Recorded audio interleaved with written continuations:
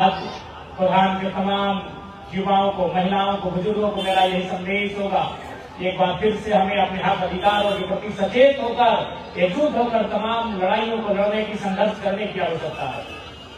अभी टाटा नवीनीकरण लीज का मामला भी प्रकाश में आया है।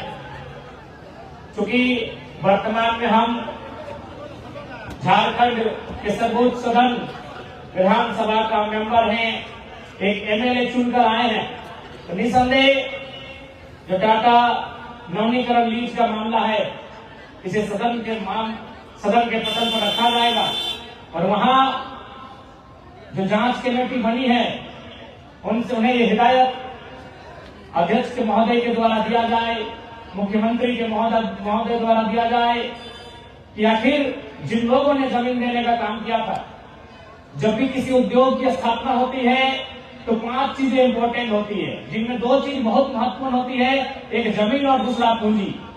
कोई भी कंपनी फैक्ट्री की शुरुआत होती है, कोई कल कारखाने की शुरुआत होती है, कोई कंपनी फैक्ट्री की शुरुआत होती है, तो 2 चीज इंपॉर्टेंट होता है, एक पूंजी और दूसरा जमीन। पूंजी तो टाटा ने लगाया था, लेकिन जमीन जो यहाँ के लोगों ने दिया था, आज वे लोग कहाँ है, उनकी स्थिति क्या है, यही जांच होना चाहिए। और क्योंकि टाटा को झारखंड वासियों ने 1-2 नहीं, पूरे 15,000 एकड़ जमीन लेने का काम किया था और आज लोग कहते हैं कि मात्र 3,000 एकड़ जमीन पर ही निर्माण का काम हुआ है, तो बाकी 12,000 एकड़ जमीन हमने क्रिकेट का मैदान खोलने के लिए नहीं दिया है। तो जमीन हमारी है, ये मांग उठेगी कि अगर आप सक्षम नहीं है, 100 सालों में भी अगर आप काम नहीं कर पाए तो फिर उन जमीनों को वापस कर देना चाहिए। आपको अवैध कॉलोनियां बसाने के लिए, आपको सब लीज देने के लिए और डीम्ड लीज देने के लिए किसी ने जमीन नहीं दिया है। जमीन दिया गया, बिल्कुल उद्योग का स्वागत हर कोई करता है। देश के पहले प्रधानमंत्री पंडित जवाहरलाल नेहरू ने भी कहा था कि उद्योग जो है वो आधुनिक मंदिर है, लेकिन उस आधुनिक मंदिर को बनाने के लिए जिस जमीनदाता ने जमीन दिया है उसका हाल क्या है, ये किसी ने आज तक सुधी लेने का काम नहीं किया। इसलिए आज मैं आपसे बार बार अनुरोध करूंगा कि आज सबसे महत्वपूर्ण अगर आपकी कोई पूंजी है तो आप जमीन का टुकड़ा, जमीन का टुकड़ा सबसे बड़ी पूंजी है आपकी। क्योंकि आपके पिताजी अगर दफ्तर का नौकरी करते हैं, आपके पिताजी अगर वकील की नौकरी करते हैं, मास्टर की नौकरी करते हैं, तो गारंटी नहीं है कि उनका बेटा मास्टर, डॉक्टर, वकील बनेगा। लेकिन जिनके पास जमीन है, गारंटी है कि उनकी आने वाली पीढ़ी उसी जमीन से अपना जीविका उपार्जन कर सकती है। जमीन आपकी सबसे बड़ी पूंजी है। जमीन जिसे हम लोग अचल संपत्ति कहते हैं, जो हमेशा अस्थायी होती है और एक जगह से दूसरे जगह तक उठा के नहीं ले जा सकता है। और ये संदेश तो आपको समझना चाहिए। दुनिया के सबसे धनी व्यक्ति एक समय हुआ करते थे बिल गेट्स, आज शायद एलन मस्क दुनिया के सबसे धनी व्यक्ति हैं। भारत में आप अंबानी, अडानी के नाम सुने होंगे, तो दुनिया के सबसे धनी व्यक्ति थे बिल गेट्स। उन्होंने भी अपने शेयर को, अपने माइक्रोसॉफ्ट के शेयर को जमीन में लगाने का काम किया है। उन्होंने हाल फिलहाल 1000 वर्ग किलोमीटर जमीन खरीदा है, जो कि झारखंड के रामगढ़ जिला के बराबर होता है, थोड़ा सा अंतर है, एक जिला के बराबर उन्होंने जमीन खरीदा, क्योंकि उनको भी मालूम है जमीन सबसे बड़ी पूंजी होती है। इसलिए आज पूरे प्रधान वासियों को, टाटा वासियों को अपनी जमीन की लड़ाई को लड़ने की आवश्यकता है। क्योंकि अगर जमीन है तो आपका कल है, जमीन नहीं है तो आपका कल नहीं है। जमीन है तो आपकी सभ्यता है, जमीन है तो आपकी संस्कृति है, जमीन है तो आपकी पहचान है, जमीन है तो आपका गांव है, आपका टोला है, आपका मोहल्ला है, आपका कस्बा है, आपका परिवार है। जमीन नहीं है तो कुछ भी नहीं है। एक कवि थे रामाशंकर विद्रोही, वो अपनी एक कविता को लिखते थे कि मैं किसान हूं और मैं आसमान में धान बोने जा रहा हूं। तो कुछ लोग मजाक उड़ाते हैं, अरे पहले आसमान में क्या धान लगेगा? तो कहते हैं कि अगर धरती में भगवान जम सकता है तो आसमान में हम धान जमाएंगे। लेकिन आज धरती में भगवान आ गए हैं। भगवान कहने का मतलब सभी धर्म को मानने वाले जो भगवान है, देवता, भूता, ईश्वर अल्लाह है, उन्होंने धरती में अपना आशियाना बना लिया है। यानी समझ के देखिए जमीन कितना इंपॉर्टेंट। हम कहना क्या चाहते हैं उसके अर्थ को समझिए। जिसने दुनिया को बनाया है, लोग कहते हैं ना भाई कि मेरे ईश्वर ने, मेरे अल्लाह ने, मेरे रब ने, मेरे खुदा ने, मेरे वाहिगुरु ने दुनिया बनाया है, उसे भी धरती में 2 गज जमीन की आवश्यकता है अपने। उसे भी धरती में 2 गज जमीन की आवश्यकता पड़ी है रहने के लिए। तो जमीन के इम्पोर्टेंट एक किसान के लिए कितना होगा, ये किसानों को समझने की आवश्यकता है।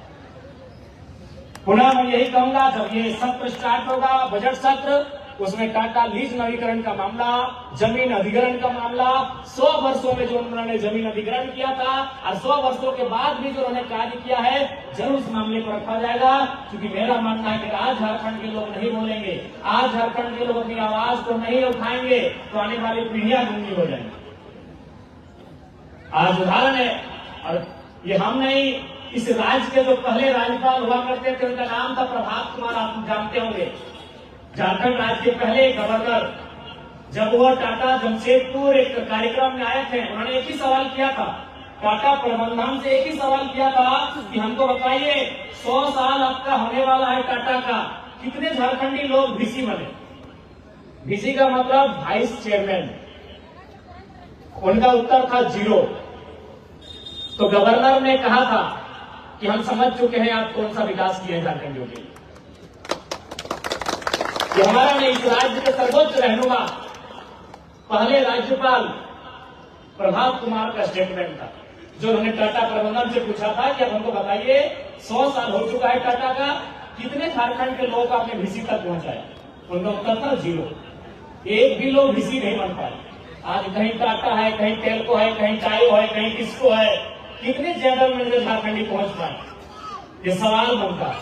क्योंकि इन्होंने जमीन हमारा लिया, लेकिन दोहन इन्होंने हमारा ही किया। ये अमानवीय व्यवस्था पूरे ब्रह्मांड में कहीं नहीं हुआ होगा। अभी हम आ रहे थे धनबाद में, तो इन्होंने 999 साल का लीज बना दिया है। अरे अंग्रेजों की ईस्ट इंडिया कंपनी ने भी इतना बुरा काम नहीं किया होगा। 999 साल का लीज मतलब समझते, लीज का मतलब क्या होता है? लीज का मतलब होता है अगर मेरे पिताजी ने जमीन दिया है तो कम से कम मेरा बेटा जाने की जमीन हमारी है। बताइए 999 साल बाद किसको पता रहेगा वो जमीन हमारी है? 999 साल भारत के इस भूभाग में कौन कहां रहते थे, कोई इससे मालूम है? किसी सरकारी दस्तावेज जानकारी हमें दे पाएगा कि 999 साल यानी 1000 साल पहले, 1000 साल पहले यानी एक आज 2025 है ना, यानी 1025 में टाटा में कौन कौन लोग रहते थे, कोई बता पाएगा? धनबाद में कौन कौन लोग रहते थे, बता पाएगा? रांची में कौन कौन लोग रहते थे, बता पाएगा? 1000 साल का लीज करवा लिया है, जो कि असंवैधानिक है, एक क्रूर मजाक है, लोकतंत्र की व्यवस्था पर एक तमाचा है। लेकिन फिर भी लोग मौन है, क्योंकि मैंने पहले ही कहा है कि यदि आपके दाहिनी जेब में पैसा है, ये पुलिस प्रशासन डीसी एसपी आपकी बाएं जेब में रहेंगे। लोकतंत्र के मुंह पे जोरदार तमाचा है 999 साल का लीज। लीज का मतलब क्या है कि जब एक समय आएगा, उस समय में हमें पता चला हम अपने लीज को वापस कर लेंगे, जो जमीन हमने दिया वो हमें वापस हो जाएगी, तो फिर हम पुनः लीज करेंगे, हम फिर से दोबारा उसको री एडमिशन, री एग्जाम होता हम री करेंगे। लेकिन 999 साल किसको पता चलेगा 999 साल के बाद कि हमारे बाबा ने दिया था, कि बाबा के बाबा के बाबा के बाबा ने दिया था। ये गंदा मजाक हो रहा है झारखंड में, ये अमानवीय व्यवस्थाएं हो रही है झारखंड में। इस प्रकार से लगातार झारखंड वासियों को यहाँ दोहन किया जा रहा है। इसलिए मैं आपको ये विश्वास दिला के जाता हूँ, क्योंकि आज ये सेंसिटिव मामला है, टाटा पे बात करना एक संवेदनशील मामला है। इसलिए संवेदनशील मामला है कि रतिलाल महतो को हमने खोते हुए देखा है और धनबाद में सत्यनाथ महतो की हत्या को हमने होते हुए देखा है। किसने टाटा का रोल है। मुझे कहीं डर नहीं लगता है बोलने में। हो सके बंबई में जो टाटा के मैन ऑनर है उनको पता है या नहीं, मुझे नहीं मालूम, लेकिन मुझे बोलने में कहीं डर नहीं लगता है, क्योंकि टाटा एक संवेदनशील मामला है। कई लाख करोड़ की संपत्ति के मालिक है भाई, उनके खिलाफ कौन बोल पाए। सुनने में आया था कि माननीय मुख्यमंत्री की कोई एक बहन थी जिनको 80 लाख का उनके शादी में टेंट लगवा दिया था, बस साहस होगा बोल पाने का। ये आप लोग जानते हैं, ये किसी से छुपा नहीं है जी। अभी जो वर्तमान माननीय मुख्यमंत्री हैं, उनके दूर के रिश्तेदार की एक बहन का शादी था, 80 लाख का मैंने खर्च किया था, क्या उखाड़ लेंगे इनका। तो ये एक संवेदनशील मामला है, कोई विधायक सांसद बोलना नहीं चाहता है, जो बोलता है उसको जान गंवानी पड़ती है। लेकिन जयराम महतो महाराष्ट्र के पहाड़ से उठ के आया है, तो किसी से नहीं डरता है, कोई नहीं बोलना चाहता है। उसी अर्जुन मुंडा से चलिए, आज अर्जुन मुंडा जवान है, जब ये बेड में चले जाएंगे इनको बात पूछेगा कितना धोखाधड़ी हुआ टाटा में मीटिंग की है। आज चंपई सोरेन अभी राजनीति कर रहे हैं, जिस दिन बिस्तर में चल चुकी है, आदमी सच कब बोलता है जब वो बिस्तर में होता है। उस दिन पूछेगा मीडिया बंधु की सच्चाई क्या, ये लोग बोल के जाएंगे।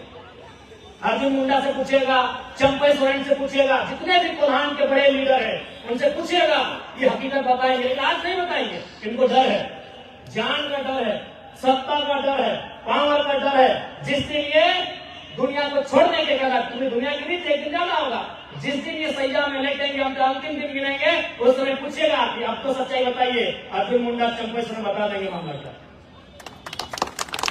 इसलिए आपको आश्वस्त करते हैं, जब सदन चलेगा इस मामले को, चूंकि ये गंभीर मामला है, ये बहुत ही संवेदनशील मामला है कि जमीन हमने आपको काम के लिए दिया था, अगर आप काम करने में सक्षम नहीं है जमीन वापस कीजिए। अब एक कॉलोनी बसाने के लिए किसी ने जमीन नहीं दिया। लोग इस बात को स्पष्ट करना चाहेंगे। तो इसलिए और इसके साथ ही आज समय है पुनः संघर्ष की, क्योंकि समय का अभाव है। यहां से फिर हमें रामगढ़ जाना है, रामगढ़ से रांची निकलना है।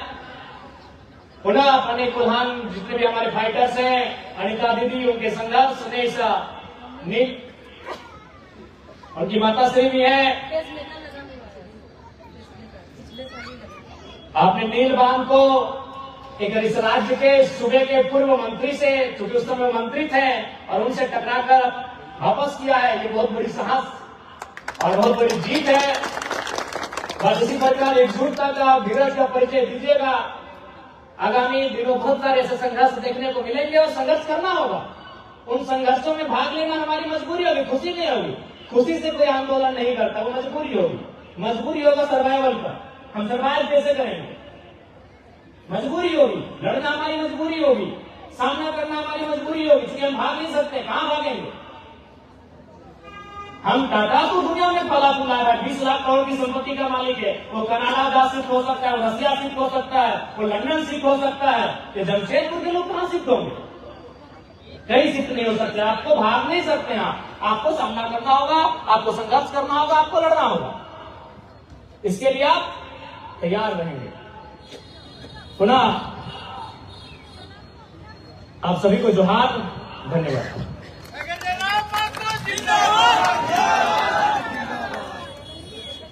बहुत बहुत धन्यवाद।